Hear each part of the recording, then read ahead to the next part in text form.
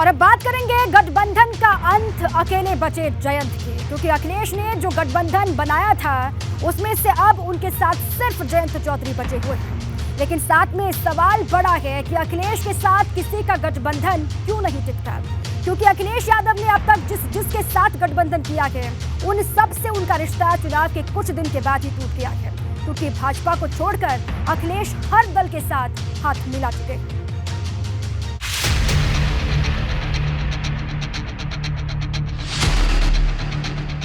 गठबंधन पॉलिटिक्स में अखिलेश फेल, तीसरी बार बड़ा खेल। अकेले पड़े अखिलेश, 24 के लिए संदेश।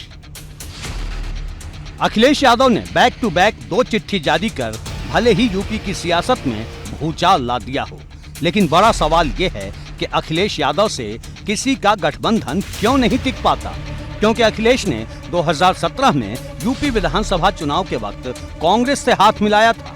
तब यूपी में 2 लड़कों की जोड़ी वाला नारा दिया था, लेकिन जैसे ही चुनाव के नतीजे आए कांग्रेस और सपा का गठबंधन टूट गया। उसके बाद अखिलेश यादव ने एक गठबंधन 2019 के लोकसभा चुनाव में किया था, जिसका ऐलान 15 जनवरी को मायावती के जन्मदिन पर हुआ था। तब 25 साल पुरानी नफरत की दीवार एक झटके में ढह गई थी। बड़े बड़े जानकारों ने इसे अखिलेश का मास्टर स्ट्रोक बताया था। पर इस गठबंधन के सहारे बसपा 0 से 10 पर पहुंच गई, पर सपा की साइकिल 5 के फेर में ही फंस गई। और फिर इस गठबंधन का हाल भी वही हुआ जो 2017 में कांग्रेस के साथ गठबंधन का हुआ था। ये झंडे हमारे साथ हैं तो इतनी रंग बिरंगी पार्टी किसी के पास नहीं होगी, इतने रंगों को जोड़ करके आगे चलने का काम किसी ने नहीं किया होगा। उसके बाद बारी आई 2022 के विधानसभा चुनाव। इस बार अखिलेश यादव ने किसी बड़े दल के बजाय छोटे छोटे दलों से हाथ मिलाया, जिसे नाम दिया गुलदस्ते का।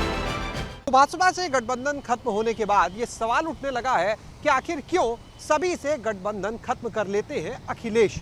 पहले कांग्रेस, फिर बसपा और अब सुभासपा। और इस बीच में अगर बात करें विधानसभा चुनाव के बाद की, तो महान दल के केशव देव मौर्य भी ऐसे तमाम लोग हैं जिनके साथ में समाजवादी पार्टी ने गठबंधन किया, लेकिन बाद में वो गठबंधन चुनाव के बाद ज्यादा समय तक चल नहीं पाया। और बात करें अगर भारतीय जनता पार्टी की, तो वो लगातार इस गठबंधन को लेकर ये कहती रही कि ये गठबंधन जो है वो सिर्फ चुनावी गठबंधन है, किसी विचारधारा का नहीं। ऐसे में कहीं ना कहीं ये सवाल आगे भी उठेगा कि आखिर अखिलेश यादव गठबंधन को संभाल क्यों नहीं पाते। इस गठबंधन में सुभाषपा, महान दल, रालोद, जनवादी पार्टी और कृष्णा पटेल की अपना दल के साथ चाचा शिवपाल यादव भी शामिल थे। लेकिन इस बार भी वही हुआ जो 2017 और 2019 में हुआ था। अखिलेश यादव ने जिन पार्टियों के साथ हाथ मिलाया, उनमें अब सिर्फ जयंत चौधरी की पार्टी और अपना दल के ही बचा है, बाकी सब अलग हो चुके हैं। अब सवाल इस बात का है कि क्या अखिलेश यादव जयंत के साथ मिलकर 24 की जंग लड़ेंगे, या फिर जयंत भी मौका देखकर अलग हो जाएंगे, क्योंकि कहने वाले तो यहाँ तक कहते हैं कि अगर अखिलेश ने जयंत को राज्यसभा नहीं भेजा होता तो जयंत भी अलग हो चुके हैं। समाजवादी पार्टी और सुभाषपा के रास्ते अलग होने के बाद अब सबसे बड़ा सवाल यह है कि अखिलेश यादव 2024 का चुनाव कैसे लड़ेंगे। गठबंधन का सबसे बड़ा दूसरा चेहरा ओम प्रकाश राजभर थे, उनके पास 6 विधायक थे। सबसे पहले नंबर पे जयंत चौधरी हैं, जो अभी गठबंधन में बने हुए हैं। ओम प्रकाश राजभर को अखिलेश ने चिट्ठी लिखकर तलाक दे दिया है। शिवपाल सिंह यादव से भी अखिलेश के राजनीतिक रिश्ते खत्म हो चुके हैं। डॉक्टर पल्लवी पटेल भी इस मामले में कुछ बोलने को तैयार नहीं है, गठबंधन को लेकर वो चुप्पी साधे हुए हैं। डॉक्टर संजय चौहान पहले ही विदाई ले चुके हैं और महान दल के केशव देव मौर्य भी नाराज हैं और उन्होंने भी अखिलेश को बाय बाय कह दिया है।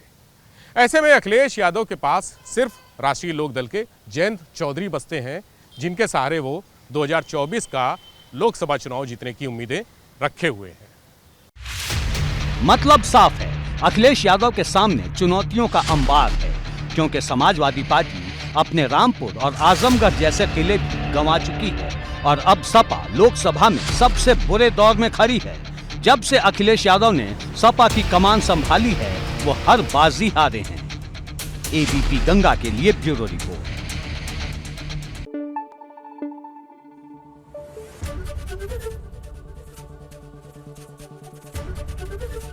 एबीपी गंगा, खबर आपकी, जुबान आपकी।